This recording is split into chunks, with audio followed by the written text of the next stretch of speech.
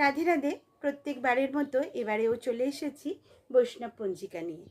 একাদশী কবে সেটি আমি আপনাদের জানিয়ে দেব। ৭ই জুন শনিবার পাণ্ডবা নির্জলা একাদশী, আর জ্যৈষ্ঠ মাসের 23 তারিখ। এই একাদশীটি অত্যন্ত গুরুত্বপূর্ণ। পঞ্চপাণ্ডবের মধ্যে যিনি ভীম অত্যন্ত খেতে ভালোবাসেন, তিনি কিন্তু এই একাদশীর মহাব্রত পালন করেছিলেন।